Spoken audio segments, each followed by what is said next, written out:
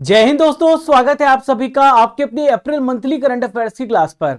दोस्तों, हर महीने मैं आप लोगों को 60 प्लस इंपॉर्टेंट क्वेश्चन मैं आपको प्रोवाइड करता हूं। और दोस्तों, यहां पर अब बारी है अप्रैल मंथ के इंपॉर्टेंट करंट अफेयर्स को पढ़ने की। तो साथियों, यहां पर मैंने 60 प्लस इंपॉर्टेंट क्वेश्चन लिए हैं जो फुल डिटेल्स के साथ है। यानी आपने अगर इस करंट अफेयर्स को देख लिया तो आपको पूरा महीने का करंट अफेयर्स कवर हो जाएगा। और सबसे बड़ी बात है कि ये कंटेंट जो है आपको हिंदी इंग्लिश और दोनों मीडियम में मिल रहा है। तो साथियों, आप जो है इसकी पीडीएफ एप्लीकेशन से डाउनलोड कर लीजिए। अभी पूरा वीडियो आप बहुत अच्छे से देखिए जो भारत के सभी परीक्षाओं के लिए इंपॉर्टेंट है। देखिए दोस्तों, यहाँ पर पूरी प्लेलिस्ट बनी हुई है। जब आप हमारे चैनल पर विजिट करेंगे तो यहाँ पे प्लेलिस्ट बनी हुई है जहां पर 10 minute monthly current affair, daily current affair, weekly current affair सबकी प्लेलिस्ट बनी हुई है। तो आप यहाँ पे मंथली करंट अफेयर पे जाइएगा तो आप पुराने महीने के भी वीडियोस देख सकते हैं। आप यहाँ पर सितंबर, अक्टूबर, नवंबर, दिसंबर, जनवरी से लेके पूरा मार्च तक, और अभी आप अप्रैल मंथ के करंट अफेयर्स को पढ़ रहे हैं तो लास्ट 1 ईयर के भी करंट अफेयर्स आप आराम से कंप्लीट कर सकते हैं। आप पढ़ लीजिएगा प्लेलिस्ट में जाकर के। तो चलिए फ्रेंड्स, बिना समय गवाए आज के सेशन का आगाज करते हैं। और आज का सबसे पहला क्वेश्चन आपके स्क्रीन पर देखते हैं। बहुत ध्यान से सुनिए और सभी इंपॉर्टेंट पॉइंट को नोट कीजिएगा। चलिए, पहला क्वेश्चन आप सभी के स्क्रीन पर ही रहा। भारतीय नौसेना के हाल ही में प्रमुख कौन बने हैं? Who has become the chief of Indian navy? तो देखिए, भारतीय नौसेना के जो प्रमुख बने हैं इनका नाम है दिनेश कुमार त्रिपाठी। क्या नाम है इनका? डी के त्रिपाठी इनका नाम है। देखिए, भारतीय नौसेना के अभी ये उप प्रमुख थे, लेकिन अब इन्हें प्रमोट कर दिया गया है। अभी भारतीय नौसेना के प्रमुख बनाए गए हैं। आप मेरे पीछे भारतीय नौसेना के प्रमुख देख रहे हैं, Dinesh Kumar Tripathi. He will be the next chief of Indian navy. Is it that clear?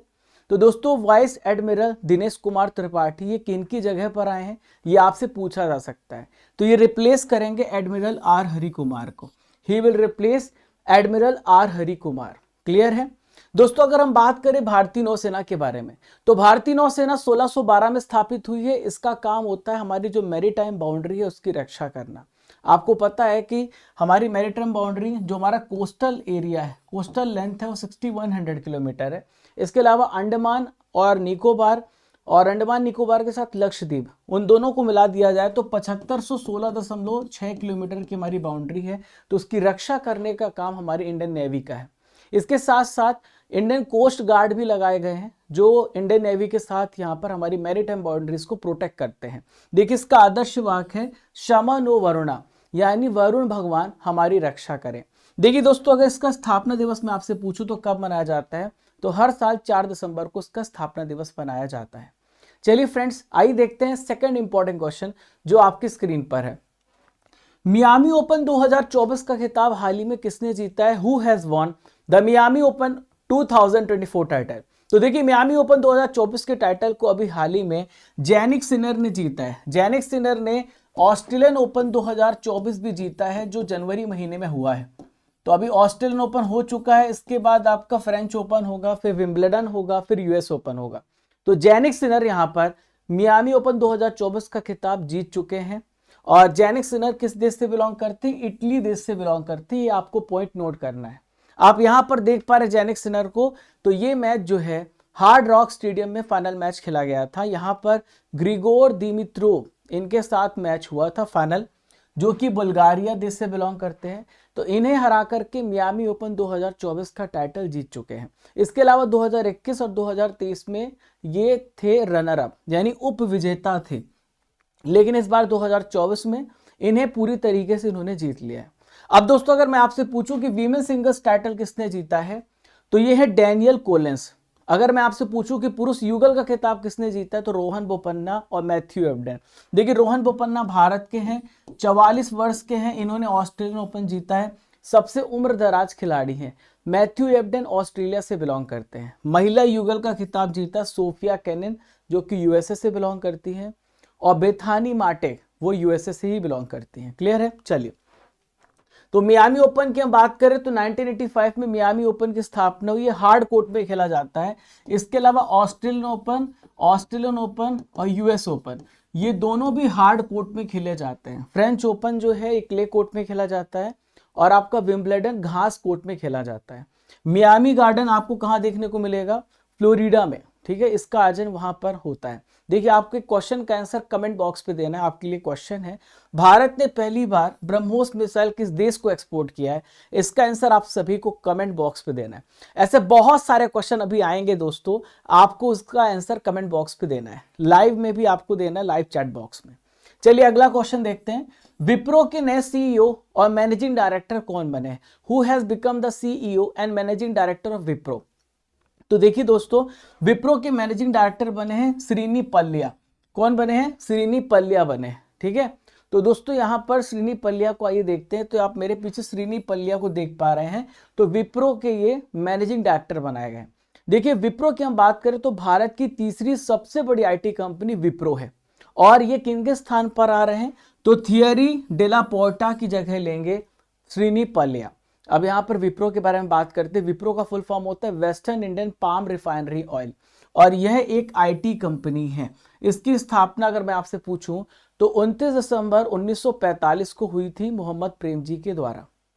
Wipro का हेडक्वार्टर बेंगलुरु कर्नाटक में है, और इसके एग्जीक्यूटिव चेयरमैन हैं ऋषद प्रेमजी। चलिए आगे बढ़ते हैं, हाल ही में हुई नियुक्तियों को भी डिस्कस करते हैं जो अपॉइंटमेंट हुई हैं। तो पीआईबी के प्रधान महानिदेशक शेफाली शरण है, एक्सिस कैपिटल के मैनेजिंग डायरेक्टर अतुल मेहरा बने हैं, अरविंद कपिल पूनावाला फिनकॉर्प के सीईओ बने हैं। चलिए फ्रेंड्स फोर्थ क्वेश्चन देखते हैं। हुरून ग्लोबल यूनिकॉर्न इंडेक्स 2024 अभी जारी किया गया है, भारत को कौन सा प्लेस मिला है? What is India's rank as per the Hurun global unicorn index? तो देखिए हुरून ग्लोबल यूनिकॉर्न इंडेक्स में हमारा स्थान तीसरा है, पहला स्थान अमेरिका का है। ठीक है, देखिए यूनिकॉर्न हम उस कंपनी को कहते हैं जिसका टर्नओवर एक साल का जिसका वैल्यूएशन 8200 करोड़ रुपए से ज्यादा हो जाए, तो हम उस कंपनी को कहते हैं यूनिकॉर्न कंपनी। तो भारत का जो स्थान है पूरी दुनिया में तीसरा सबसे बड़ा है। India is the third largest unicorn in the world. Is that clear? तो यहाँ पे सबसे ज्यादा यूनिकॉर्न अमेरिका के पास है। अमेरिका के पास 703 यूनिकॉर्न है। It is the leading country which has 703 unicorns. Second place पर चाइना है विच हैज 340 यूनिकॉर्न्स। तीसरे स्थान पे भारत है जिसके पास 67 यूनिकॉर्न है, और फोर्थ प्लेस पे यूनाइटेड किंगडम है। देखिए मैं आपको वो कंपनी बता रहा हूं जो दुनिया में टॉप में है। तो सबसे पहले है बाइट डांस, सेकेंड है स्पेस एक्स जिसकी वैल्यूएशन यहाँ पर दी गई है। देखिए ओपन एआई है थर्ड प्लेस पर, आंट ग्रुप है फोर्थ प्लेस पर, शिन फिफ्थ प्लेस पर है। चलिए आइए बढ़ते क्वेश्चन नंबर 5 की तरफ। अभी वर्ल्ड साइबर क्राइम इंडेक्स जारी किया गया है, तो वर्ल्ड साइबर क्राइम इंडेक्स में भारत को कौन सी रैंक मिली है? What is India's rank in the world cyber crime index? तो देखिए वर्ल्ड साइबर क्राइम इंडेक्स में भारत का स्थान 10वां है। यानी आप सभी को पता है कि जिस प्रकार से डिजिटल एरा बढ़ रहा है, डिजिटल इंफ्रास्ट्रक्चर हम बढ़ा रहे हैं, उसी प्रकार से साइबर क्राइम भी बहुत तेजी से बढ़ रहा है। इसमें भारत का स्थान 10वां है। पूरी दुनिया में सबसे ज्यादा जो साइबर क्राइम देखने के मामले देखने को मिले हैं वो रशिया में देखने को मिले हैं। इस रिपोर्ट को किसने जारी किया है ये आपसे पूछा जाएगा। तो इस रिपोर्ट को ऑक्सफोर्ड यूनिवर्सिटी और university of New South Wales के एक्सपर्ट्स के द्वारा जारी किया गया है। रिपोर्ट्स के बहुत सारे बेसिस हैं, cyber attack, technical product, money laundering, scan fraud या फिर जबरन वसूली करना, डेटा लीक होना, इन आधारों पर ये इंडेक्स जारी किया गया है। देखिए सबसे पहले प्लेस पर रशिया है, सेकंड पे यूक्रेन है, थर्ड पे चाइना, फोर्थ पे अमेरिका, फिफ्थ पे नाइजीरिया। रशिया यूक्रेन के बीच में वार हो रहा है। इनके खुद साइबर एक्सपर्ट्स एक दूसरे के ऊपर क्या कर रहे हैं, ये साइबर अटैक कर रहे हैं। तो इसलिए हम कह सकते हैं कि रशिया सबसे टॉप में है। बहुत सारी वेस्टर्न कंट्रीज रशिया को गिराना चाहती हैं, रशिया को वॉर में रोकना चाहती हैं। इस वजह से भी बहुत सारे साइबर अटैक हो रहे हैं रशिया के ऊपर और यूक्रेन के ऊपर। ठीक है, भारत का प्लेस यहाँ पे 10वां है, भारत यहाँ पे 10th प्लेस पर है। चलिए क्वेश्चन नंबर 6 पे चलते हैं। मीरज में बने सितार और तानपुरा को जीआई टैग दिया गया, ये किस राज्य से रिलेटेड है? Sitar and tanpura made in Miraj have been given the GI tag, it belongs to which state? तो मीरज में बना सितार और तानपुरा को जीआई टैग दिया गया, ये महाराष्ट्र राज्य से रिलेटेड है। आइए मैं आपको पहले वो वाद्य यंत्र दिखाता हूं। ये एक म्यूजिकल इंस्ट्रूमेंट है जिसको अभी यहाँ पर जीआई टैग दिया गया है। सांगली जिले में ये आता है, इस प्रकार से आप देख पा रहे हैं। ठीक है, तो अब हम बात कर लेते हैं जीआई टैग की। तो जीआई टैग को लेकर के एक एक्ट पारित किया गया था जिसे हम बोलते हैं भौगोलिक संकेत पंजीकरण और संरक्षण अधिनियम, जिसे हम बोलते हैं geographical indication of goods registration and protection, that was passed in 1993 but it was enacted और कह सकते implemented, ये लागू कब हुआ था? 2003 में ये लागू हुआ था। 7th क्वेश्चन की तरफ बढ़ते हैं। भारत के द्वारा अधिग्रहित किया जाने वाला दूसरा अंतरराष्ट्रीय बंदरगाह कौन सा बना है? Which is the second international port to be taken over by India. तो देखिए भारत लगातार यहाँ पर अपनी इकोनॉमिक हमारा सेक्टर है उसको बढ़ा रहा है और इसके लिए पोर्ट जरूरी है, इसके लिए बंदरगाह जरूरी है। तो दोस्तों ये बंदरगाह सितवे बंदरगाह है जो कि आपको म्यांमार देश में देखने को मिलेगा। एक चाबहार बंदरगाह है जो कि ईरान में है। चाबहार बंदरगाह ये ईरान में है। तो ये पहला पोर्ट है जो भारत के अधीन है। अब ये दूसरा पोर्ट है म्यांमार में, सितवे पोर्ट। तो आप यहाँ पर ये सितवे पोर्ट का इमेज देख रहे हैं। तो सितवे पोर्ट को अब यहाँ पर भारत सरकार के द्वारा इसे अधिग्रहित किया गया है। हमारी जो फॉरेन मिनिस्ट्री है उन्होंने म्यांमार के एक जगह है प्रोविंस, जैसे बोलते हैं रखाइन प्रांत, वहां पर एक नदी है कलादान नदी। तो सितवे बंदरगाह के पूरे संचालन को संभालने के लिए भारत की एक unit India ports global limited के प्रस्ताव को मंजूरी दे दी गई है। अब हम बात करें तो दोस्तों यहां से जब सितवे बंदरगाह भारत के पास आ जाएगा तो इससे हमारे मिजोरम और खासकर मिजोरम हमारे दो बेसिकली स्टेट को बहुत प्रॉफिट होगा, त्रिपुरा को फायदा होगा। सितवे बंदरगाह के लिए भारत ने म्यांमार को यहाँ पर अनुदान दिया है, ग्रांट दिया है, जो कि $500 मिलियन का ग्रांट है, हमने दिया है। ठीक है, अब हम बात कर लेते हैं म्यांमार की। तो म्यांमार की कैपिटल ने पैदाव है। यहाँ पे आर्मी का शासन चल रहा है। माइंडस्वे यहाँ के राष्ट्रपति हैं जो कि एक्टिंग है। ठीक है, अभी यहाँ पे चुनाव हुआ नहीं है, बहुत दिनों से यहाँ पे आर्मी का शासन चल रहा है। यहाँ पे जो करेंसी यूज होती है वो म्यांमार क्यात है। देखिए म्यांमार की अगर बाउंड्री को देखें आप, भारत से कौन कौन से राज्यों से लगी है? अरुणाचल प्रदेश, नागालैंड, मणिपुर, मिजोरम।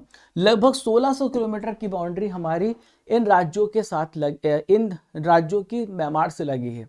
और यहाँ पर हम फेसिंग भी कर रहे हैं। फेसिंग का मतलब है हम यहाँ पे बाड़ लगा रहे हैं ताकि वहाँ से जो गैर आप्रवासी हैं या फिर आप कह सकते हैं जो इलीगल माइग्रेंट्स हैं वो यहाँ से आ ना जाए, आतंकवादी ना आ जाए, इसलिए हम यहाँ पर फेसिंग भी कर रहे हैं।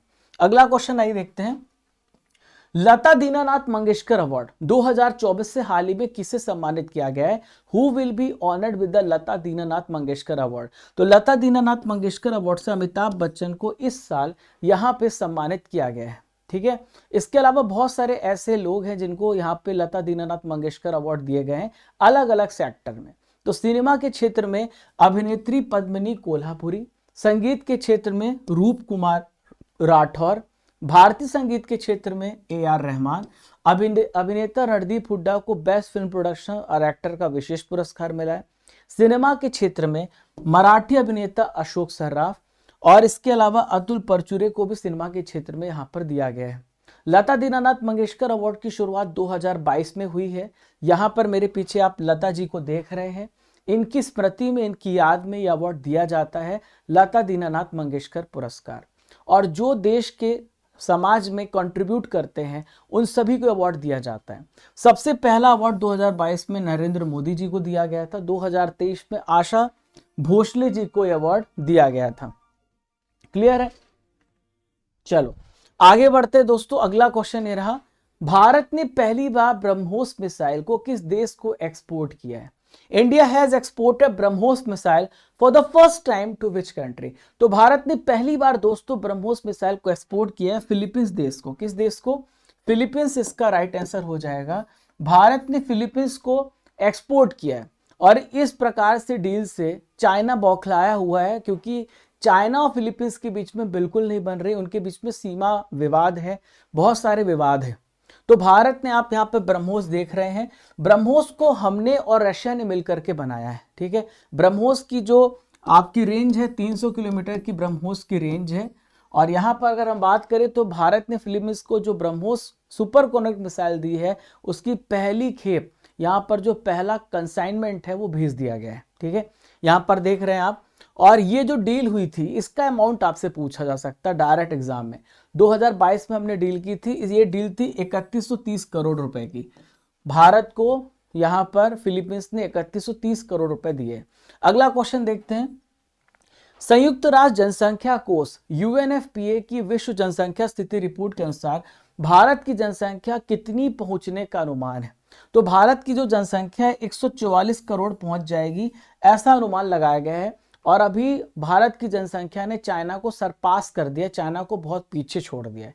तो दुनिया के सबसे अधिक आबादी वाला देश यहाँ पे भारत बनाया गया है, भारत घोषित हुआ है। देखिए यूएनएफपीए की बात करें तो यूनाइटेड नेशन पॉपुलेशन फंड, इसका यहाँ पर फुल फॉर्म है। 1967 में इस ट्रस्ट फंड की स्थापना हुई है। ये यूएनजीए का ही अंग है, दुनिया भर में पॉपुलेशन से रिलेटेड सर्वे करने का काम और साथ ही साथ यौन और प्रजनन स्वास्थ्य एजेंसी के रूप में कार्य करता है। राष्ट्रीय न्यायिक अकादमी के नए प्रमुख कौन बने हैं? Who has become the new head of national judicial academy? तो नेशनल जुडिशियल एकेडमी के नए प्रमुख बने अनिरुद्ध बोस, इसका राइट आंसर हो जाएगा अनिरुद्ध बोस साहब यहां पर बने हैं। सुप्रीम कोर्ट के न्यायमूर्ति अनिरुद्ध बोस को राष्ट्रीय न्यायिक अकादमी का यहां पर डायरेक्टर बनाया गया है। राष्ट्रीय न्यायिक अकादमी का हेडक्वार्टर आपको भोपाल में देखने को मिलेगा। 1993 में राष्ट्रीय न्यायिक अकादमी की स्थापना हुई थी 1993 में, ठीक है। तो ये सर्वोच्च न्यायालय जो सुप्रीम कोर्ट है उनके डायरेक्शन के तहत एनजीए काम करता है, ठीक है। चलिए अगला प्रश्न चलते, उससे पहले मैं आपको कुछ इंपॉर्टेंट नियुक्तियां बता दूं। अभी राष्ट्रीय महिला हॉकी कोच बनाए गए हैं, इनका क्या नाम है? हरेंद्र सिंह नाम है। सचिदन मोहंती यूजीसी के मेंबर बने हैं। Tarun Bajaj US India tax forum के प्रमुख बने हैं। मनोज पांडा की हम बात करें तो 16 फाइनेंस कमीशन के सदस्य बने।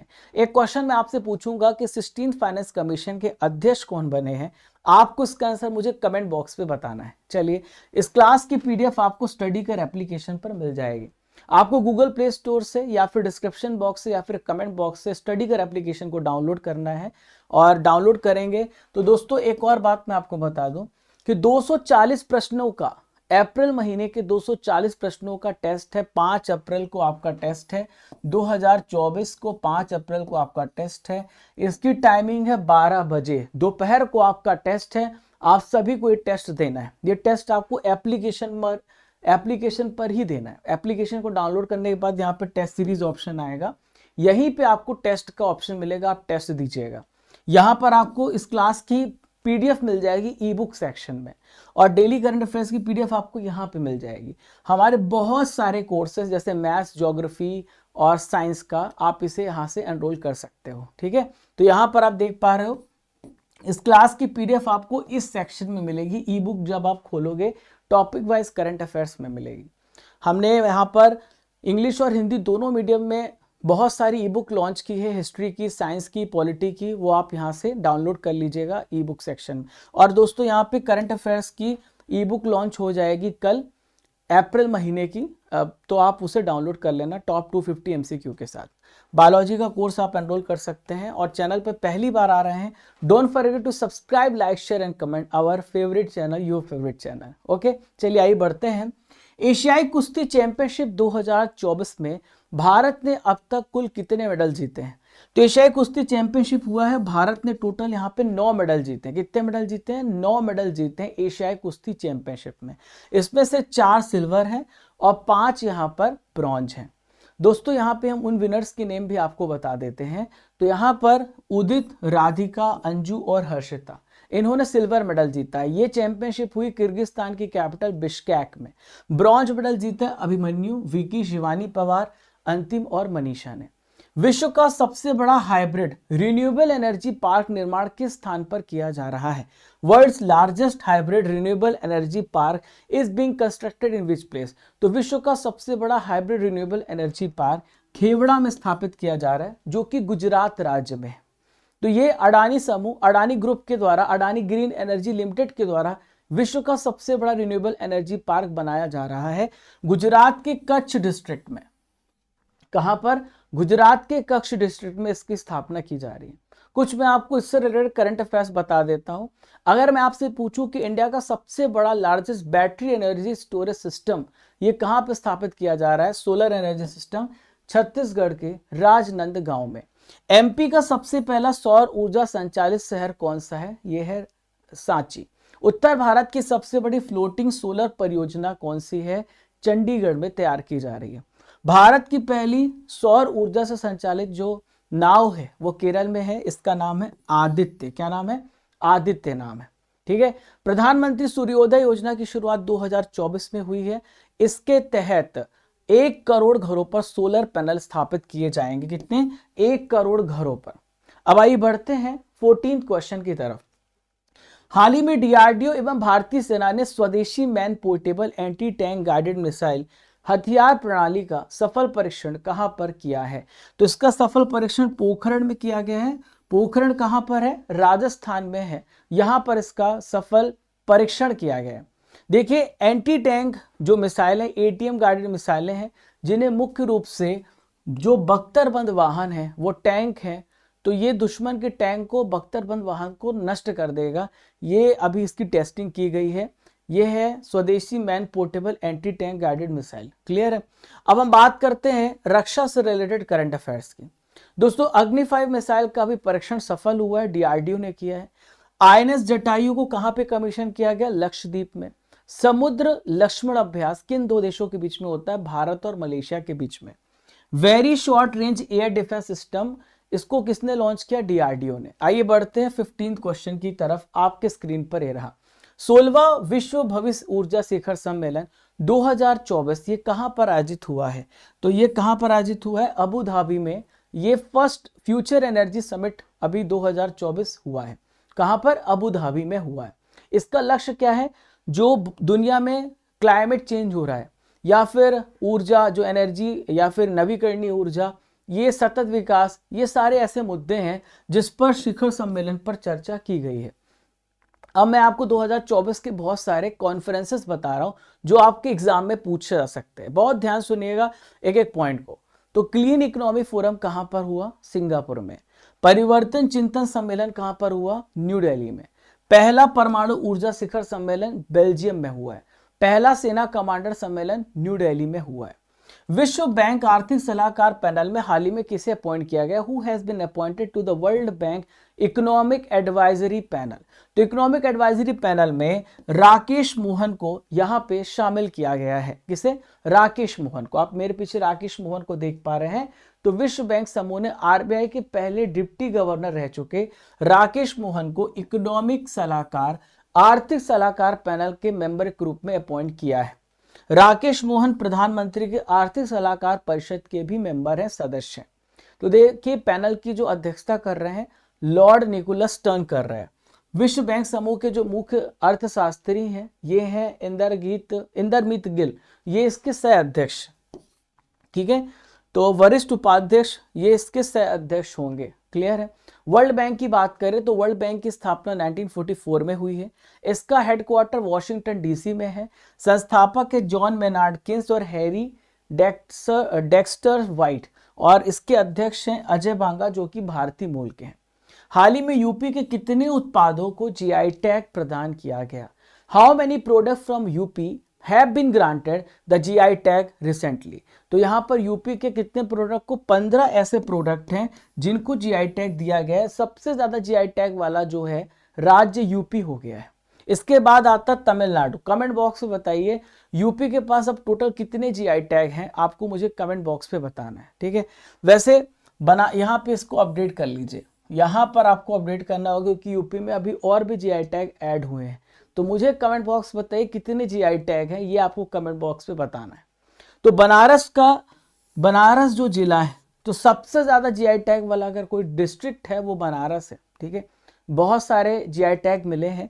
बनारस की ठंडाई, बनारस का तबला, बनारस की सहनाई, बनारस का भरवा मिर्च, चिरई गांव करौंदा, बनारस का लाल पेड़ा, बनारस की भित्ति चित्र, इसके अलावा जौनपुर इमरती, मथुरा सांची शिल्प, बुंदेलखंड कठिया गेहूं, पीलीभीत बांसुरी, संभल अस्थि शिल्प, चित्रकूट लकड़ी शिल्प और खिलौना, मुंज शिल्प और रामपुर पैचवर्क, ये सारे जीआई टैग उत्तर प्रदेश से रिलेटेड है। अगला प्रश्न ये रहा, जुडिथ सुमिनावा तुलुका किस देश की पहली महिला प्रधानमंत्री बनी है?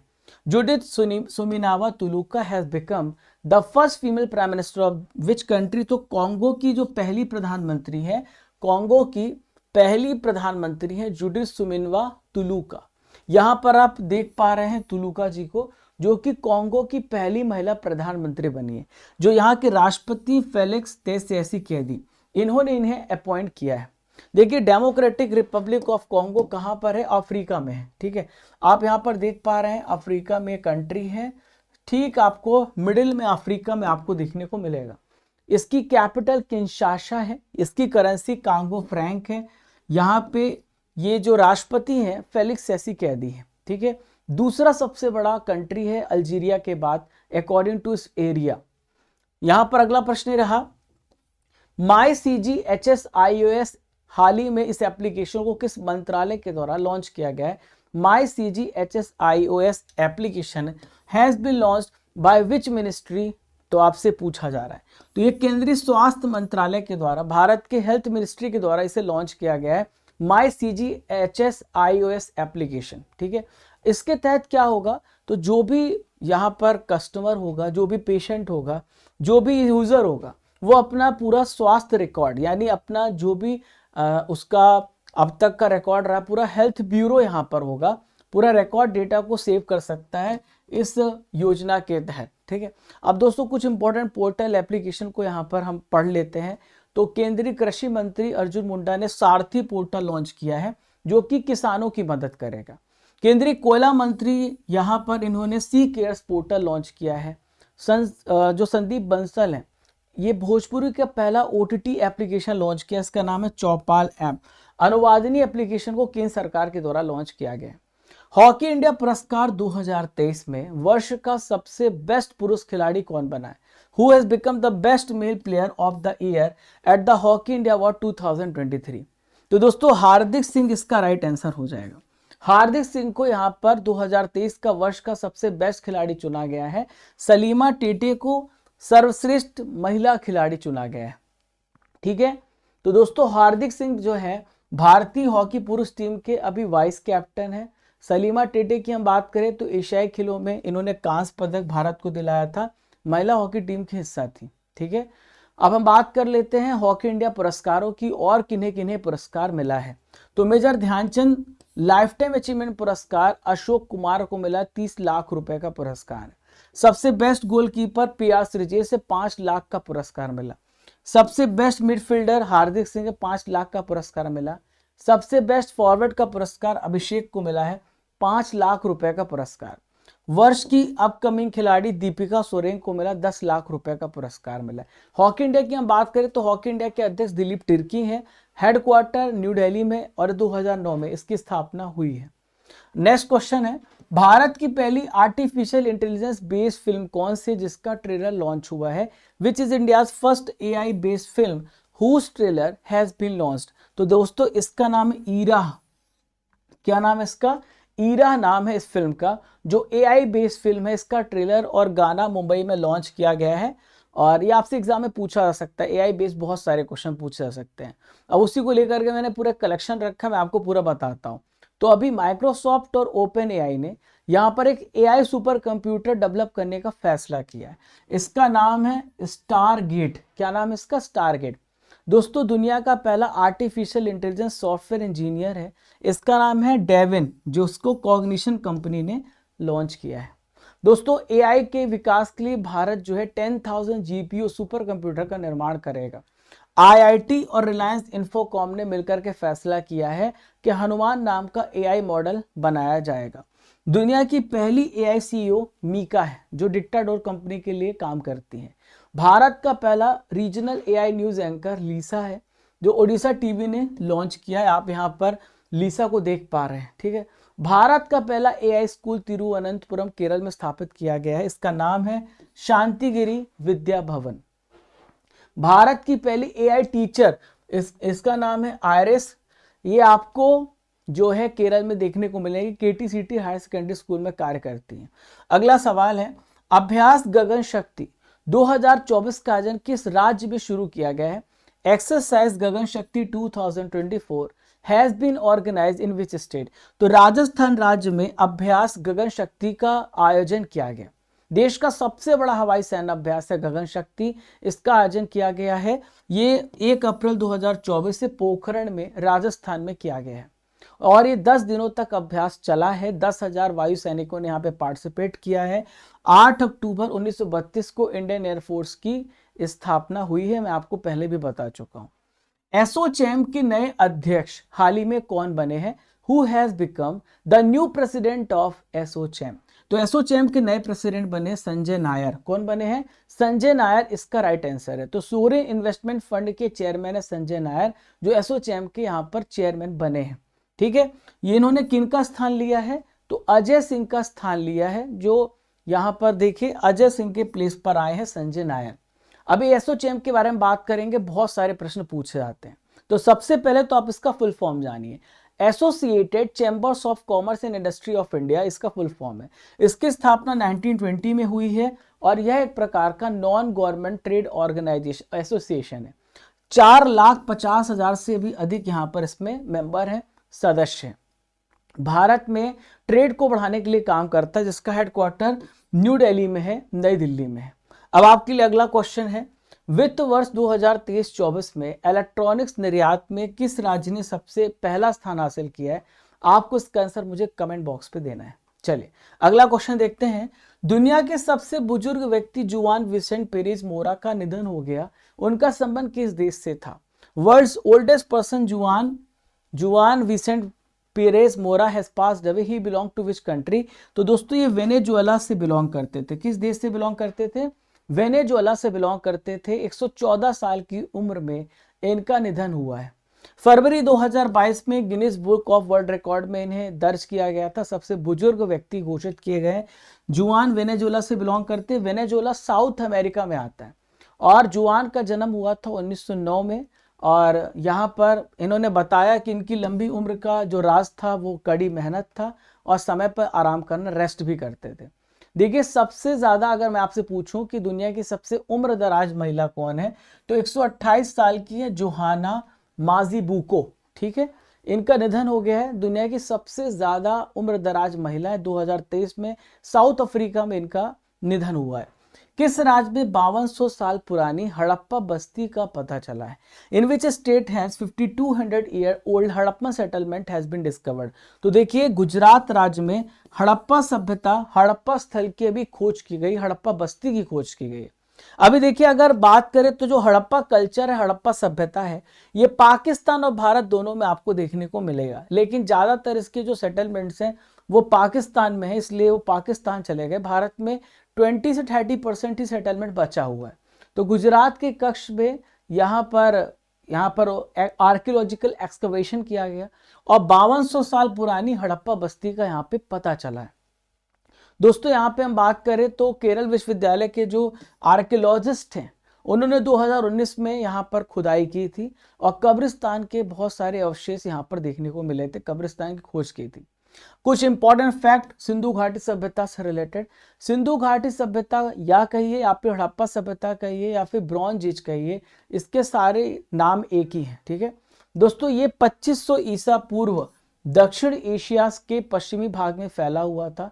हड़प्पा शहर की खोज की थी दयाराम साहनी 1921 में और यहाँ पर जॉन मार्शल को आप देख पा रहे हैं। 1924 में इन्होंने सिंधु घाटी में एक नई सभ्यता की खोज की थी। दोस्तों यहाँ पर हड़प्पा का एक सबसे बड़ा स्थल है मोहनजोदड़ो। तो मृतकों का टीला इसे कहा जाता है, माउंट ऑफ डेड कहा जाता है, जिसकी खोज राखल दास बनर्जी ने 1922 में की थी। हड़प्पा किस नदी किनारे बसा हुआ? रावी। आपको बताना मोहनजोदड़ो किस नदी किनारे बसा, आपको मुझे कमेंट बॉक्स में बताना है। देखिए यहाँ पर आप कांस की एक मूर्ति देख रहे हैं जो कि मोहनजोदड़ो से प्राप्त हुई है, क्वेश्चन आया है कई बार। और यहाँ पर धौलावीरा गुजरात में कच्छ के रण में स्थित है। यहाँ पर आप देखिए एक लोथल जगह गुजरात में जो बंदरगाह है और बंदरगाह है, वहाँ पोर्ट था, यानी इससे पता चलता है कि पहले के लोग इंटरनेशनल ट्रेड भी करते थे। ठीक है, पोर्ट के माध्यम से।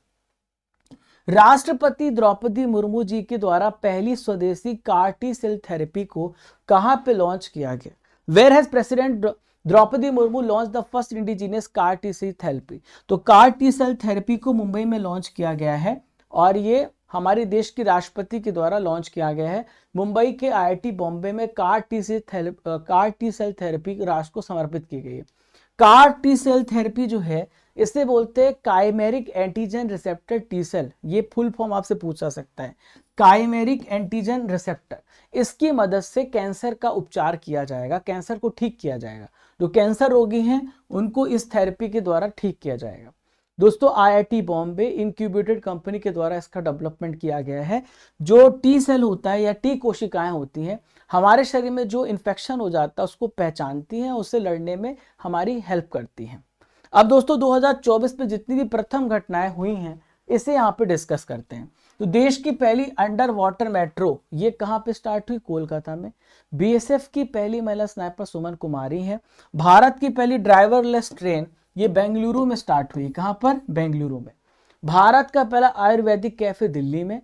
दुनिया का पहला 3D प्रिंटेड मस्जिद सऊदी अरब में। समान नागरिक संहिता यूसीसी को बिल पेश करने वाला पहला राज्य उत्तराखंड है। आजादी से पहले गोवा है। भारत के पहले स्किल इंडिया सेंटर का उद्घाटन संबलपुर ओडिशा में। सेमीकंडक्टर पॉलिसी को लागू करने वाला पहला राज्य गुजरात है, दूसरा यूपी है। ट्रैफिक ऑडिट करने वाला पहला स्टेट बिहार है। वित्त वर्ष 2023-24 में इलेक्ट्रॉनिक एक्सपोर्ट में किस राज्य ने सबसे टॉप प्लेस अटेन किया है? तो देखिए ये राज्य है तमिलनाडु, जिसने इलेक्ट्रॉनिक एक्सपोर्ट यानी इलेक्ट्रॉनिक्स निर्यात में सबसे पहला स्थान हासिल किया है। सबसे पहला स्थान तमिलनाडु का है, दूसरा प्लेस कर्नाटक का है, तीसरा यूपी, चौथा महाराष्ट्र का है। यहाँ पे मैंने टॉप आपको 8 बताए हैं। आईपीएल में सबसे ज्यादा शतक बनाने वाले खिलाड़ी कौन बने? Who has become the player who has scored the most centuries in IPL? तो सबसे ज्यादा सेंचुरी विराट कोहली ने मारे हैं, 8 सेंचुरीज अभी मारे हैं। Total 8 player, 8 century, unstoppable. अब मैं आपको उस परीक्षा संजीवनी स्पोर्ट्स करंट अफेयर्स के बारे में बताऊंगा। तो टी20 क्रिकेट में विकेट कीपर के रूप में 300 विकेट लेने वाले सबसे पहले क्रिकेटर MS धोनी है। विद्या देवी रानी की हम बात करेंगे तो IWF विश्व कप 2024 में ब्रॉन्ज मेडल भारत को दिलाया है। देखिए महिला और पुरुष का यहाँ पर खिताब हुआ था खो खो चैंपियनशिप का, दोनों में महाराष्ट्र ने इसमें जीत हासिल की है। नोवाक जोकोविच सबसे उम्र दराज यहाँ पे 36 साल में ATP रैंकिंग इतिहास में नंबर 1 खिलाड़ी बने हैं, ये एक रिकॉर्ड है। हार्दिक सिंह और सलीमा टेटे के बारे में हमने करंट अफेयर्स में पढ़ा था, 2023 के भारत के सबसे बेस्ट खिलाड़ी बनाए गए हैं। अर्जुन एरिगैसी भारत के नंबर 1 चेस प्लेयर बने हैं। तो ये सारे करंट अफेयर्स का आपने पढ़ा है। अगला क्वेश्चन देखते हैं, आई लीग प्रतियोगिता 2023-24 का खिताब किसने जीता है? Who has won I league competition 2023-24? तो आई लीग कॉम्पिटिशन को मोहम्मडन स्पोर्टिंग ने यहाँ पर जीता है। मोहम्मडन स्पोर्टिंग ने जीता है। किसको हराया? शिलोंग लाजोंग क्लब को हराया 2-1 से हरा करके इन्होंने आई लीग 2023-24 के प्रतियोगिता को जीता है। फाइनल मुकाबला हुआ था मेघालय के शिलोंग में आयोजित किया गया था। ठीक है, देखिए बात करें मोहम्मद स्पोर्टिंग क्लब, ये आपको कोलकाता में देखने को मिलेगा। और आई लीग कंपटीशन एक प्रकार से प्रोफेशनल फुटबॉल लीग है। ठीक है, फुटबॉल लीग है। यहाँ पर हम बात करें AIFF यानी भारत के जो फुटबॉल फेडरेशन के अध्यक्ष हैं वो कल्याण चौबे हैं। सीनियर महिला राष्ट्रीय हॉकी टीम का जो कोच है किसे अपॉइंट किया गया है? Who has been appointed as the coach of senior women's national team? तो दोस्तों सीनियर नेशनल टीम के जो कोच बनाए गए हैं हरेंद्र सिंह बनाए गए हैं। हरेंद्र सिंह इसका राइट आंसर है। पूर्व भारतीय हॉकी खिलाड़ी रह चुके हैं। ये बनाए गए राष्ट्रीय महिला हॉकी टीम के कोच बनाए गए हैं। महिला हॉकी टीम है। 2012 में इन्हें द्रोणाचार्य पुरस्कार मिला था। द्रोणाचार्य पुरस्कार की स्थापना 1985 में हुई है। 1985 में जो अपने यहाँ पर प्रशिक्षित करते, ट्रेनिंग देते हैं और पिछले 3 से 4 सालों से एक्टिव है, उन्हें द्रोणाचार्य पुरस्कार दिया जाता है। इसमें 15 लाख रुपए की कैश प्राइज मिलती है। WHO के अनुसार 2022 में हेपेटाइटिस संक्रमण से भारत में कितने लोगों की डेथ हो गई है? तो हेपेटाइटिस के संक्रमण से 1.23 लोगों की डेथ हुई है। हेपेटाइटिस वायरस की वजह से होता है और आपके हेपेटाइटिस जो है लीवर को अफेक्ट करता है। किसको अफेक्ट करता है? यकृत को अफेक्ट करता है। तो दोस्तों 2022 की रिपोर्ट के अनुसार भारत में 1.23 लाख लोगों की मौत हेपेटाइटिस की वजह से हुई है। दोस्तों 9 से लेकर 11 अप्रैल के बीच में पुर्तगाल की जो कैपिटल लिस्बन है वहां पर वर्ल्ड हेपेटाइटिस शिखर सम्मेलन हुआ था, तभी इस रिपोर्ट को पेश किया गया। देखिए WHO का टारगेट है 2030 तक दुनिया भर में हेपेटाइटिस को हमें एलिमिनेट करना है, खत्म करना है। ठीक है, हेपेटाइटिस वायरल डिसीज है, आपके लीवर को प्रभावित करता है, आपके लीवर में सूजन आ जाती है। हेपेटाइटिस जो होता है 5 प्रकार का होता है, ABCDE। हेपेटाइटिस को ठीक करने के लिए वैक्सीनेशन किया जा सकता है, वैक्सीनेशन के माध्यम से रोका जाता है। बच्चों को हेपेटाइटिस का टीका लगता है।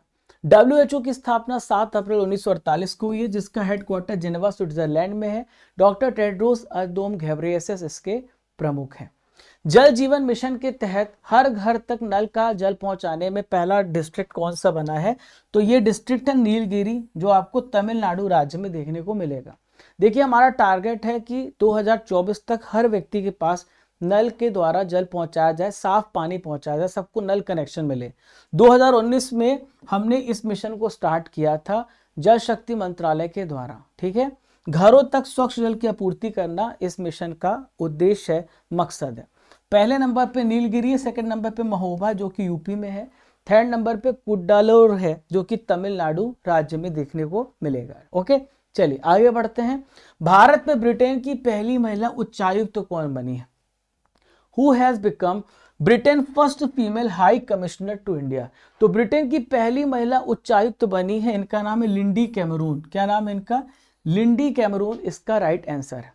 दोस्तों यहां पर आप देख पा रहे हैं, तो यूके की जो राष्ट्रीय साइबर सुरक्षा केंद्र की पहली पूर्व सीईओ रह चुकी लिंडी कैमरून, भारत में यूके की ये पहली जो है फीमेल कमिश्नर बनी है, फर्स्ट हाई कमिश्नर बनी है। जो प्रथम महिलाएं हुई हैं, आइए मैं उसको भी आपको बता देता हूं। तो पेरिस ओलंपिक जूरी में शामिल होने वाली पहली इंडियन है जो जम्मू कश्मीर से बिलोंग करती हैं, बिल्किश मीर। भारत की पहली महिला पिच क्यूरेटर कौन है? जसिंथा कल्याण है। पाकिस्तान में पहली महिला मुख्यमंत्री मरियम नवाज है। मनीषा पांडे पहली महिला सहायक डी कैंप है, उड़ीसा राज्य से बिलोंग करती हैं। दिशा नाइक की बात करें तो देश की पहली एयरपोर्ट महिला फायर फाइटर है। जेएनयू की पहली कुलपति महिला शांति श्री धुलीपुड़ी पंडित है। जम्मू कश्मीर की पहली जो है बस चालक जब पूजा देवी है। और यहाँ पर एम वीरा लक्ष्मी की बात करें तो ये इंडिया की पहली एम्बुलेंस ड्राइवर है। भारतीय तटरक्षक बल के जलीय केंद्र का उद्घाटन किस राज्य में किया गया?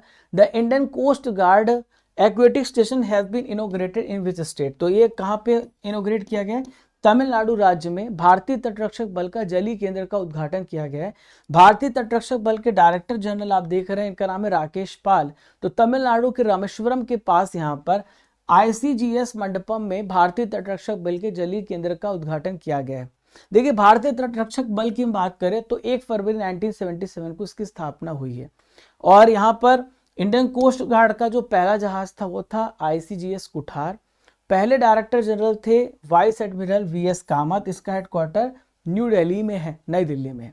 अगला क्वेश्चन है, जिग नाम की एक नई स्वर्ण समर्थित मुद्रा किस देश में शुरू की गई? A new gold backed currency name ZiG has been launched in which country?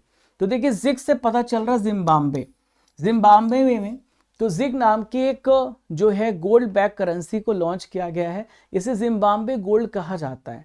दोस्तों, जिग के जो वैल्यू है 1 रुपए से 200 रुपए के बीच में आएगा इसका वैल्यू। अमेरिकी सिक्कों की कमी को दूर करने के लिए यहाँ पर बहुत सारे नए सिक्के पेश किए गए हैं, जिसे जिम्बाब्वे गोल्ड कहा जाता है। पेरिस ओलंपिक जूरी में शामिल होने वाली जो पहली भारतीय महिला है वो कौन है? Who has become the first Indian woman to be included in the Paris Olympic? तो मैं आपको बता चुका हूं, इनका नाम है बिल्किस मीर। क्या नाम है इनका? बिल्किस मीर नाम है। जम्मू कश्मीर से बिलोंग करती हैं, कैनोइस्ट हैं और इस साल पेरिस ओलंपिक में आपको जज करते हुए देखने को मिलेंगी। QS वर्ल्ड यूनिवर्सिटी रैंकिंग 2024 में JNU की कौन सी रैंक है? तो JNU की जो रैंक है साथियों 20वीं स्थान है पूरी दुनिया में। तो ये QS को बोलते क्वाकेरेली साइमंड्स, इन्होंने वर्ल्ड यूनिवर्सिटी रैंकिंग जारी की है। भारत का जवाहरलाल नेहरू विश्वविद्यालय दुनिया में 20वें स्थान पर और भारत में पहले स्थान पर है। वहीं पे IIM अहमदाबाद को 22वां प्लेस मिला है, 22वां स्थान मिला है। सबसे शीर्ष पर है ससेक्स विश्वविद्यालय, ऑक्सफोर्ड विश्वविद्यालय, लंदन विश्वविद्यालय दुनिया के सबसे सर्वोच्च प्लेस पर है। देखिए, क्वाकेरेली साइमंड्स की हम बात करें तो इनका काम होता है हायर एजुकेशन को एनालाइज करना और इसका हेडक्वार्टर लंदन में है। इसका उद्देश्य उच्च शिक्षा संस्थानों को 5 प्रमुख चुनौतियों का समाधान प्रदान करना है। आइए बढ़ते हैं 8वें प्रश्न की 38 क्वेश्चन की तरफ। 38वां सवाल आपके स्क्रीन पर। यूपी का पहला ग्लास स्काई ब्रिज किस जिले में स्थापित किया गया? तो यूपी का पहला glass sky walk bridge Chitrakoot में स्थापित किया गया। कहां पर? चित्रकूट में। आप यहाँ पे धनुष का आकार देख पा रहे हैं। तो ये एक जलप्रपात है जहां पर ग्लास स्काई वॉक ब्रिज स्थापित किया गया। इसका नाम है तुलसी जलप्रपात, जो आपको चित्रकूट में देखने को मिलेगा। ठीक है, तुलसी जलप्रपात पर यह स्थित है। इसका नाम पहले शबरी था। आई कैन कोच पुस्तक के लेखक कौन है, जिसे हाल ही में लॉन्च किया गया? Who is the author of the book I can coach that has been launched recently? तो देखिए, आई कैन कोच इस पुस्तक को लिखा सिद्धार्थ राजशेखर ने। किसने लिखा है? सिद्धार्थ राजशेखर ने इस पुस्तक को लिखा है। और इस पुस्तक में इन्होंने बताया है कि किस प्रकार से डिजिटल कोचिंग के माध्यम से लोग अपने जीवन को बदल सकते हैं। ठीक है, तो डिजिटल कोचिंग क्रांति के माध्यम से सफलता प्राप्त करने, जीवन को बदलने के लेकर कोचों की कहानियों के बारे में बताया गया। कुछ इंपॉर्टेंट बुक्स हैं जो आपसे पूछे जा सकते हैं, उसको रिवाइज करा देता हूं। तो एलन मस्क के द्वारा लिखी गई Walter Isaacson nothing but the truth, इसे ऋषभ शाह ने लिखी है। हाउ प्राइम मिनिस्टर डिसाइड, इस पुस्तक को लिखा है नीरजा चौधरी ने। Krishna the seven sense AK Bhattacharya ने लिखा है। Ring side doctor Vijay Darda के द्वारा। आजाद गुलाब Nabi Azad, Irfan a life in movie Shubhra Gupta ने लिखी। रिफ्लेक्शंस को लिखा है नारायण वाघुल ने।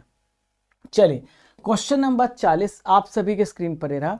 डस्टलिक संयुक्त सैन्य अभ्यास भारत और किस देश के बीच में शुरू हुआ? तो डस्टलिक जो ज्वाइंट एक्सरसाइज होता है वो होता है उज्बेकिस्तान और भारत के बीच में। उज्बेकिस्तान और भारत के बीच में डस्टलिक अभ्यास 15 अप्रैल से शुरू हुआ। इस बार इसका 5th एडिशन था। उज्बेकिस्तान का टर्मेज डिस्ट्रिक्ट है, वहां पर इसका आयोजन किया गया। लक्षद्वीप पे शाखा खोलने वाला देश का पहला प्राइवेट बैंक कौन सा है? Which has become the first private bank in the country to open a branch in Lakshadweep? तो लक्षद्वीप में जो ब्रांच खोला गया है वो HDFC बैंक ने प्राइवेट ब्रांच यहाँ पर खोला है। आपको पता है कि यहाँ पर PM जी ने यहाँ पर घोषणा की कि लक्षद्वीप को हमें डेवलप करना है। तो लक्षद्वीप को डेवलप कैसे किया जाएगा? जब वहाँ पे बैंकिंग सेक्टर आएगा, बहुत सारे सेक्टर्स आएंगे। तो HDFC ने फैसला किया है अपने ब्रांच खोलने का, और भारत के निजी क्षेत्र का ये सबसे पहला बैंक बन गया है। ठीक है, जो डिजिटल बैंकिंग वहाँ पे प्रोवाइड करेगा। HDFC का हेडक्वार्टर मुंबई में है और 1994 में इसकी स्थापना हुई है। शशिधर जगदीशन HDFC बैंक के मैनेजिंग डायरेक्टर और CEO हैं। लॉरेंस वोंग किस देश के हाल ही में प्राइम मिनिस्टर बने हैं? Lawrence Wong has become the prime minister of which one of the following country? तो सिंगापुर के प्रधानमंत्री बने हैं लॉरेंस वोंग। सिंगापुर इसका राइट आंसर हो जाएगा। ये ली सिन लुंग की जगह पर आए हैं, उन्होंने अपने पद को छोड़ दिया था, तो फिर सिंगापुर के प्रधानमंत्री लॉरेंस वोंग को बनाया गया, जो पहले डिप्टी प्राइम मिनिस्टर थे, अब यहाँ पर प्राइम मिनिस्टर बन गए। क्लियर है? जॉन डर्ग पुरस्कार हाल ही में किसे प्रदान किया गया? Who has been awarded the John Dirk award? तो John Dirk award doctor Gagandeep Kang को मिला है। किसे मिला है? डॉक्टर गगनदीप कांग को मिला है। यहां पर आप देख पा रहे हैं। तो गगनदीप कांग जो है बिल और मेलिंडा गेट्स फाउंडेशन में एक स्वास्थ्य निदेशक के रूप में, ग्लोबल हेल्थ डायरेक्टर के रूप में काम कर रहे हैं। तो ये पुरस्कार वैश्विक स्वास्थ्य के क्षेत्र में प्रदान किया जाता है। बहुत सारे पुरस्कार प्रदान किए 2024 में। तो एबल पुरस्कार ये मैथमेटिक्स के क्षेत्र में दिया जाता है। मिशेल टेलाग्रांड को मिला है, फ्रांस के मैथमेटिशियन है। वैश्विक असमानता अनुसंधान पुरस्कार बीना अग्रवाल व जेम्स बॉयस को मिला है। महाराष्ट्र गौरव पुरस्कार मिला है, यहाँ पर देखिए नृत्यांगना डॉक्टर उमा रेले को ये अवार्ड दिया गया है। ठीक है, नेक्स्ट है विश्व का 10वां सबसे बिजिएस्ट एयरपोर्ट कौन सा बना है? ये आपसे क्वेश्चन पूछा जा रहा है। तो विश्व का 10वां सबसे बिजिएस्ट एयरपोर्ट है वो इंदिरा गांधी एयरपोर्ट है, जो कि भारत में, कहां पर है? इंडिया में है। यहां पर देखें आप, एक सेकेंड,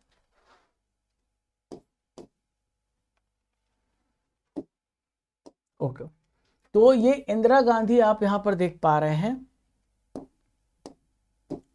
इंदिरा गांधी अंतरराष्ट्रीय एयरपोर्ट जो कि दिल्ली में है, सबसे 10वां बिजिएस्ट एयरपोर्ट है। सबसे पहले नंबर पे आता है हर्ट्सफील्ड जैक्सन एटलांटा अंतरराष्ट्रीय एयरपोर्ट, दुबई अंतरराष्ट्रीय airport, Dallas fort worth. Ayodhya में श्री राम सूर्य तिलक कार्यक्रम में किस भारतीय संस्थान ने अहम भूमिका निभाई है? Which Indian institution played an important role in the Shri Ram Surya Tilak program in Ayodhya? तो श्री राम जो यहाँ पर तिलक प्रोग्राम हुआ था, तो यहाँ पर Indian institute of astrophysics, Indian institute of astrophysics ने एक अहम भूमिका निभाई है। यहाँ पर आपने देखा होगा कि रामलला की मूर्ति पर जो है सूर्य तिलक किया गया, तो इसके लिए बहुत सारे ऑप्टिकल डिवाइसेस का इस्तेमाल किया गया। तो ये जो किया है ये इसका श्रेय जाता है भारतीय खगोल भौतिकी संस्थान को। ठीक है, क्लियर है। तो यहाँ पर इस प्रकार के डिवाइसेस का इस्तेमाल किया गया, तब जाकर के सीधी जो रे है वो उनके माथे पे पड़ी है। तो भारतीय खगोल भौतिकी संस्थान जो है, इसका हेडक्वार्टर आपसे पूछा जा सकता है, ये इसका हेडक्वार्टर कहाँ पर है, तो आपको बताना है बेंगलुरु में। कहाँ पर है, बेंगलुरु में इसका हेडक्वार्टर है। 1971 में इसकी स्थापना हुई है। अन्नपूर्णा सुब्रमण्यम इसके निदेशक हैं और भारत का प्रमुख अनुसंधान संस्थान। चलिए, अंतरराष्ट्रीय मुद्रा कोष IMF के प्रबंध निदेशक के रूप में वापस से फिर से किसे चुना गया है? Who has been re-elected as the managing director of International Monetary Fund? तो वापस से क्रिस्टलिना जॉर्जीवा को चुना गया है। क्रिस्टलिना जॉर्जीवा को IMF का प्रबंध निदेशक बनाया गया है। 5 साल के नए कार्यकाल के लिए वापस से चुना गया है। इनका नया कार्यकाल 1 अक्टूबर 2024 से स्टार्ट हो जाएगा। अंतरराष्ट्रीय मुद्रा कोष की स्थापना 27 दिसंबर 1945 को हुई है। IMF जो है इंडिया का फाउंडिंग मेंबर रहा है IMF का। 190 कंट्रीज इसमें आती हैं। वॉशिंगटन DC में इसका हेडक्वार्टर है IMF का। ग्लोबल फॉरेस्ट वॉच के अनुसार भारत में कितने वृक्ष जो है क्षेत्र नष्ट हो गया है? तो दोस्तों कितने पेड़ यहाँ पे नष्ट हो गए हैं 2000 से अगर कंपेयर करें तो 2.33 मिलियन हेक्टेयर्स जो यहाँ पर वृक्ष है वो नष्ट हो गया है। और भारत की कुल वृक्ष क्षेत्र में 6% की अभी कमी देखने को मिली है। सबसे ज़्यादा जो नुकसान हुआ है वो असम राज्य में हुआ है, जहाँ पर 3,24,000 हेक्टेयर का वृक्ष आवरण नुकसान हो गया है। सेकेंड प्लेस पे मिजोरम है, थर्ड पे अरुणाचल प्रदेश है, फोर्थ पे नागालैंड, फिफ्थ पे मणिपुर है। हाल ही में CBI के जो संयुक्त निदेशक है कौन बनाए गए हैं? Who has recently become the joint director of CBI? तो CBI के जो जॉइंट डायरेक्टर बने हैं अनुराग कुमार बने। कौन बने? अनुराग कुमार बने CBI के जॉइंट डायरेक्टर। 24 फरवरी 2027 तक इनका कार्यकाल रहेगा, इनका टर्म रहेगा। CBI का फुल फॉर्म होता है सेंट्रल ब्यूरो ऑफ इन्वेस्टिगेशन, जिसका काम होता है जांच करना। बहुत सारे जो केसेस होते हैं, अलग अलग प्रकार के आपराधिक मामले होते हैं। 1963 में इसकी स्थापना हुई है और इसके वर्तमान में निदेशक है प्रवीण सूद। अब आपके लिए क्वेश्चन और है, जॉन डर्क पुरस्कार किसे प्रदान किया गया? आपको इसका आंसर हमें कमेंट बॉक्स से बताना है। एक और क्वेश्चन मैंने आपसे पूछ लिया। अगला प्रश्न है, मेनिंजाइटिस के लिए टीका लगाने वाला पहला देश कौन सा बना है? Which has become the first country to introduce a vaccine for meningitis? तो मेनिंजाइटिस के लिए यहाँ पर नाइजीरिया इसका राइट आंसर हो जाएगा। नाइजीरिया इसका सही उत्तर हो जाएगा। नाइजीरिया मेनिंजाइटिस को ठीक करने के लिए यहाँ पर टीका लगा रहा है। तो मेनिंजाइटिस एक प्रकार का इन्फेक्शन है जो आपके ब्रेन और आपकी रीढ़ की हड्डी में सूजन ला देता है। वहाँ पे झिल्लियाँ होती हैं, वहाँ पर मेम्ब्रेन्स होता है, उसमें सूजन आ जाती है। इन झिल्लियों को मेनिंजस कहते हैं, जो आपके लेयर को प्रोटेक्ट करती हैं, ब्रेन को प्रोटेक्ट करती हैं, आपकी रीढ़ की हड्डी को प्रोटेक्ट करती हैं। इसमें अटैक हो जाता है वायरस का, फंगस का, पैरासाइट्स का, बैक्टीरिया का। तो संक्रमण जो होता है, इन्फेक्शन, एक व्यक्ति से दूसरे व्यक्ति में फैलता है और इस टीके को कहा गया है MEN5CV या फिर MEN5। बहुत सारे टीके बहुत सारी बीमारियों के लॉन्च किए गए, वो आपसे पूछ जा सकते हैं। दुनिया का पहला चिकनगुनिया वैक्सीन इस्कचिक है। भारत की पहली स्वदेशी रूप से डेवलप की गई हेपेटाइटिस वैक्सीन हैवीश्योर है। नीपा वायरस के लिए वैक्सीन चैड-OX नीपा बी है। मलेरिया के लिए R21 मैट्रिक्स वैक्सीन है। भारत का पहला स्वदेशी कोविड-19 वैक्सीन कोवैक्सीन है, जो भारत बायोटेक के द्वारा डेवलप किया गया है। दुनिया का पहला कोविड-19 वैक्सीन स्पुतनिक 5 था, जिसे रशिया ने बनाया था। और टीबी के लिए वैक्सीन है MTB वैक। यूरोपीय अंतरिक्ष एजेंसी ESA का प्रोबा 3 मिशन कौन लॉन्च करेगा? Who will launch European space agency ESA PROBA mission 3? तो दोस्तों इसरो यहाँ पे इसे लॉन्च करेगा। कौन लॉन्च करेगा? इसरो यहाँ पे लॉन्च कर रहा है प्रोबा 3 मिशन, जो कि सन की स्टडी के लिए है, सूर्य का अध्ययन करने के लिए है।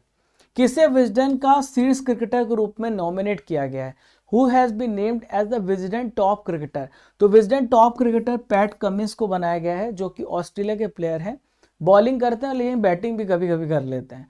तो दोस्तों यहाँ पर हरफनमौला खिलाड़ी इंग्लैंड की, ये है नेट साइबर ब्रंट, इनको महिला श्रेणी में विजडन क्रिकेटर के रूप में नॉमिनेट किया गया है। ठीक है, मैं आपको बता दूं कि ICC जो क्रिकेटर ऑफ द ईयर का अवार्ड मिला है वो पैट कमिंस को मिला है। किसको मिला है? पैट कमिंस को मिला है। ठीक है, अंतरिक्ष की यात्रा करने वाले पहले भारतीय पर्यटक कौन बनेंगे? Who will become the first Indian tourist to travel to space? तो स्पेस में ट्रैवल करने वाले जो व्यक्ति बनेंगे, गोपी थोटाकुरा बने। गोपी थोटाकुरा पहले ऐसे भारतीय पर्यटक होंगे जो अंतरिक्ष में सैर करने जाएंगे। राकेश शर्मा के बाद दूसरे ऐसे व्यक्ति हैं जो स्पेस में जाएंगे। और दोस्तों अमेजन के जो संस्थापक है जेफ बेजोस, उनकी NS-25 मिशन है, उसके तहत 6 क्रू मेंबर हैं, उनमें से इनको शामिल किया गया है। दोस्तों किस राज्य से बिलोंग करते हैं, तो आंध्र प्रदेश राज्य से बिलोंग करते हैं। इन्होंने एक और उपलब्धि हासिल की थी, जो माउंट किलिमंजारो का तंजानिया में है। ये शिखर माउंट ज्वालामुखी है, ये वहां पर इसकी शिखर पर चढ़ाई कर चुके हैं। अंगारा A5 रॉकेट का सफल परीक्षण हाल ही में किस देश ने किया है? Which country has successfully test fired the Angara A5 rocket? तो अंगारा A5 रॉकेट का सक्सेसफुली टेस्ट फायरिंग किया गया रशिया के द्वारा। किसके द्वारा? रशिया ने यहां पर टेस्टिंग किया है। 11 अप्रैल 2024 को पहली बार अंगारा A5 रॉकेट का सफल परीक्षण किया है रशिया ने, और ये 54.5 मीटर लंबा 3 फेजेस वाला रॉकेट है। ठीक है, तो दोस्तों यहां पर कुछ महत्वपूर्ण इंटरनेशनल करंट अफेयर्स को डिस्कस करते हैं। तो सबसे ज्यादा क्रूड तेल जो रशिया से इंपोर्ट किया जा रहा है अब चाइना कर रहा है, भारत पीछे हो गया है। ठीक है, रूस में भारत के राजदूत बनाए गए, इनका नाम है विनय कुमार। क्या नाम है इनका? विनय कुमार नाम है। रूस में लगातार कौन 5वीं बार राष्ट्रपति बने हैं? तो व्लादिमीर पुतिन यहाँ पे राष्ट्रपति बने हैं। चीन, रूस और ईरान के बीच में एक अभ्यास होता है जिसे बोलते हैं सुरक्षा बेल्ट 2024 अभ्यास, जो कि ओमान की खाड़ी में आयोजित हुआ है। बजरनी बेनिडिक्सन किस देश के हाल ही में प्रधानमंत्री बने हैं? Bjarni Benediktsson has become the prime minister of which country? तो दोस्तों आइसलैंड के नए प्रधानमंत्री बने हैं बजरनी बेनिडिक्सन, आप यहां पर देख पा रहे हैं। तो कैटरीन जैकब्स डॉटिर उन्होंने रिजाइन किया था, उसके बाद आइसलैंड को नया प्रधानमंत्री के रूप में यहाँ पर बजरनी बेनिडिक्सन को अपॉइंट किया गया है। तो बेनिडिक्सन पहले फॉरेन मिनिस्टर थे, अब प्राइम मिनिस्टर होंगे। आइसलैंड आप सभी को पता है कहाँ पर है। आइसलैंड की लोकेशन आप देखें तो ये यूनाइटेड किंगडम है, यूनाइटेड किंगडम ये यूरोप है, और यह यहाँ पे ग्रीनलैंड, इसके ठीक बीच में आपको आइसलैंड देखने को मिलेगा। आइसलैंड एक नॉर्डिक कंट्री है और इसकी कैपिटल है रेक्जाविक। यहाँ के राष्ट्रपति हैं गुन्नी जोहानिसन और करेंसी है आइसलैंडिक क्रोना। चलिए अगला क्वेश्चन देखते हैं। लोंगटे महोत्सव किस राज्य में हाल ही में मनाया गया? Longte festival is celebrated in which one of the following state? तो लोंगटे फेस्टिवल अरुणाचल प्रदेश राज्य में मनाया गया। कहाँ पर? अरुणाचल प्रदेश में नीशी जाति है, जनजाति है, उनके द्वारा ये फेस्टिवल मनाया जाता है। यह एक ट्राइबल त्योहार है, आदिवासी त्योहार है। इस फेस्टिवल को मनाने के बाद जो एनिमल्स का यहाँ पर सेक्रीफाइस किया जाता है वो नहीं दी जाती, बलि नहीं दी जाती। भारत किस साल तक मलबा मुक्त अंतरिक्ष मिशन को हासिल करेगा? By which year India will achieve a debris free space mission? 2030 तक हमारा टारगेट है कि हम मलबा फ्री नेशन बन जाए। ठीक है, मलबा मुक्त अंतरिक्ष मिशन, यानी इसका ये मतलब है, आप सभी को बता दूं कि लगभग 40 से 50 सैटेलाइट अभी अंतरिक्ष में भारत की जो है वो स्पेस में है। हो सकता है कि वो एक्टिव सैटेलाइट को प्रभावित करे, तो इसको हमें रोकना है। इसको लेकर के यहाँ पर इसरो के जो अध्यक्ष हैं एस सोमनाथ, उन्होंने टारगेट दिया कि 2030 तक हम सारे डेब्रिस को क्लियर कर देंगे जो स्पेस में है। ठीक है, तो 2035 तक हमारा एक और टारगेट है कि हम इंटरनेशनल स्पेस स्टेशन बनाएंगे जहां से हम ऑब्जर्व करेंगे सारी चीज़ों को। ठीक है, तो यहाँ पर स्पेस इसरो की बात करें तो 1969 में इसरो की स्थापना हुई है। साराभाई इसरो के अध्यक्ष, इन्हें चेयरमैन कहा जाता है, फादर कहा जाता है, फादर ऑफ स्पेस रिसर्च, और बेंगलुरु में हेडक्वार्टर है। और यहाँ पर हम बात करें तो भारत का अंतरिक्ष विभाग है, उसके अंतर्गत आता है भारतीय अंतरिक्ष अनुसंधान संगठन। बहुत सारे भारत के टारगेट, एक बार उन सभी टारगेट्स को पढ़ लेते हैं। तो ऑप्टिकल फाइबर हमें बिछाना है 2025 तक, टीबी फ्री नेशन करना है 2025 तक, पेट्रोल में इथेनॉल को 20% मिक्स करना है 2025 तक, HIV एड्स को खत्म करने का टारगेट हमारा 2030 तक है, मलेरिया फ्री नेशन करना है 2030 तक, वाहनों में 30% इलेक्ट्रिक वाहन करने का टारगेट है 2030 तक, विश्व की 3rd लार्जेस्ट इकोनॉमी बनना है हमें 2030 तक, ये हमारा टारगेट है। किस अभिनेत्री को टाइम मैगजीन की दुनिया के 100 सबसे प्रभावशाली लोगों की लिस्ट में शामिल किया गया है?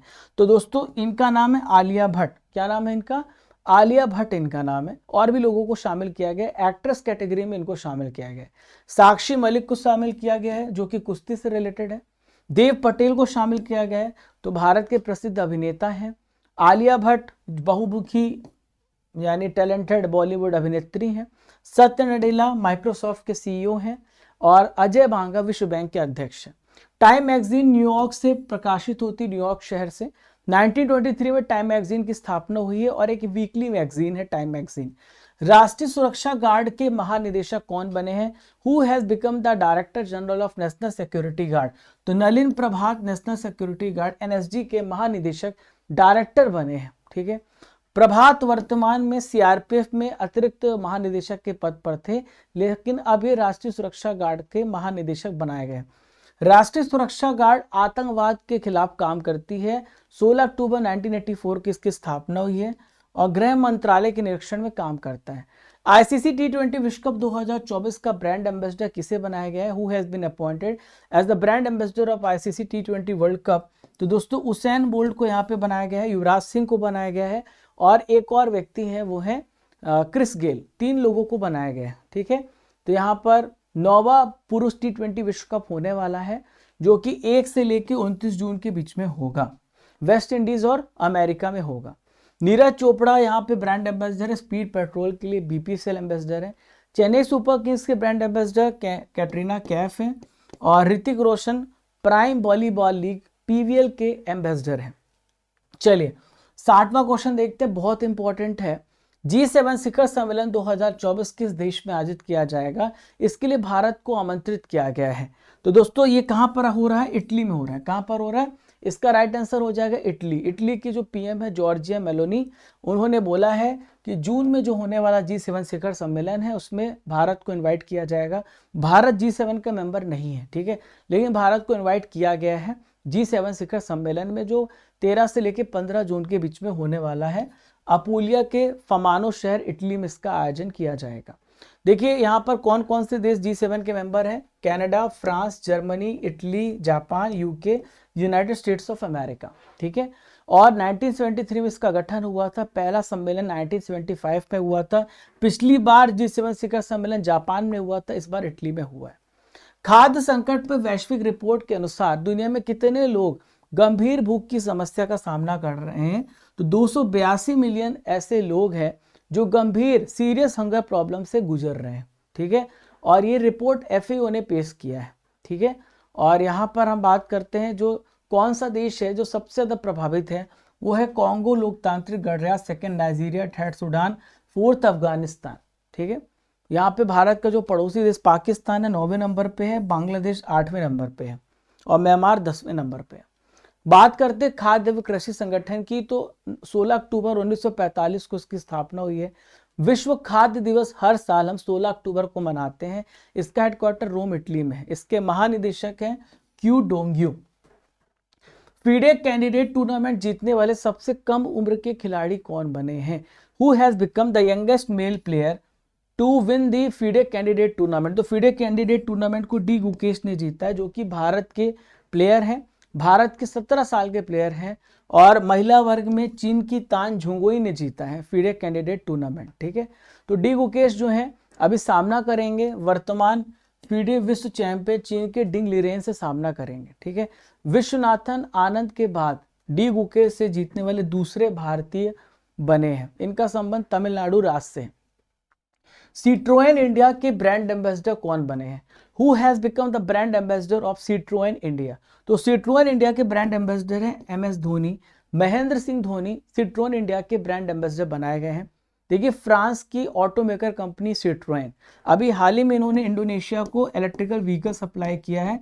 इनका जो मैन्युफैक्चरिंग सेंटर है भारत में है और इन्होंने एक्सपोर्ट किया है इंडोनेशिया को। तो ये EV निर्यात करने वाली बहुराष्ट्रीय car company Citroen. L'Oréal sports award 2024 में वर्ष का सबसे बेस्ट खिलाड़ी पुरस्कार किसे मिला? Who has been conferred the best year award at the Laureus sports award? तो दोस्तों इसका राइट आंसर हो जाएगा नोवाक जोकोविच, जो कि सर्बिया के प्लेयर हैं। तो स्पेन की कैपिटल मैड्रिड में हुआ था लॉरियल स्पोर्ट्स अवार्ड समारोह। इसमें बहुत सारे लोगों को यहाँ पर अवार्ड दिया गया है। तो यहाँ पर नोवाक जोकोविच को 5वीं बार Laureus world sportsman of the year nominate किया गया है। वर्ष का सबसे बेस्ट खिलाड़ी जो है नोवाक जोकोविच है। एताना बोनमती सबसे बेस्ट महिला खिलाड़ी पुरस्कार मिला है। सिमोन बाइल्स को वर्ष का कमबैक पुरस्कार मिला है। Breakthrough of the year award Jude Bellingham को मिला है। ठीक है दोस्तों, 2000 से लॉरियल खेल पुरस्कार दिए जा रहे हैं। सचिन तेंदुलकर को यहाँ पे मिला था लोरेस स्पोर्टिंग मोमेंट अवार्ड 2000 से लेके 2020 के 20 वर्ष में इनको एक लाइफ टाइम अचीवमेंट पुरस्कार मिला। दोस्तों आज का आखिरी क्वेश्चन आपके स्क्रीन पर ये रहा। हमने 65 महत्वपूर्ण प्रश्न यहाँ पे किए हैं, तो आइए देखते हैं आखिरी प्रश्न। अंतरिक्ष विज्ञान के क्षेत्र में आर्यभट्ट पुरस्कार किसे प्रदान किया गया? Who has been awarded the Aryabhata award in the field of space science? तो डॉक्टर सुब्बा राव पावुलरी को मिला है यहाँ पे अंतरिक्ष विज्ञान के क्षेत्र में आर्यभट्ट पुरस्कार दिया गया है। तो अनंत टेक्नोलॉजीज के संस्थापक हैं, सीईओ हैं डॉक्टर सुब्बा राव पावुलरी, जिन्हें आर्यभट्ट पुरस्कार दिया गया है। सुब्बा राव पावुलरी की बात करें तो भारतीय अंतरिक्ष कार्यक्रम में 40 साल से काम कर रहे हैं। इनको इतना एक्सपीरियंस है, एक एंटरप्रेन्योर भी हैं और टेक्नोलॉजिस्ट भी हैं। इन्होंने अनंत टेक्नोलॉजीज लिमिटेड ATL की स्थापना 1993 में की थी, 1993 में।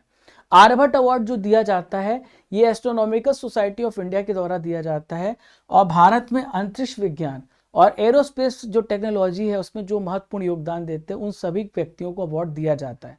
इसमें 1 लाख रुपए की कैश प्राइज मिलती है और 1992 में इस अवार्ड की स्थापना की गई थी।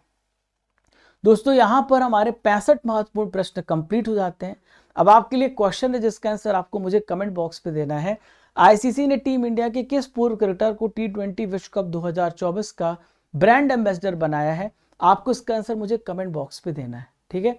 दोस्तों क्लास की PDF आपको स्टडी कर एप्लीकेशन पर मिलेगी। एप्लीकेशन को डाउनलोड करिएगा, ई बुक सेक्शन में जाइएगा जहां पर आपको PDF मिलेगी। 5 तारीख को टेस्ट है आपका, दोपहर 12 बजे टेस्ट दीजिएगा। यहाँ पर डेली करंट अफेयर्स की PDF आपको यहाँ मिलेगी। कोर्सेस में एनरोल कर सकते हैं। बायोलॉजी का कोर्स हमने यहाँ पे लॉन्च किया है, साइंस का कोर्स लॉन्च किया है और यहाँ पर आप देख सकते हैं टॉपिक वाइज करंट अफेयर्स की PDF डाउनलोड कर सकते हैं।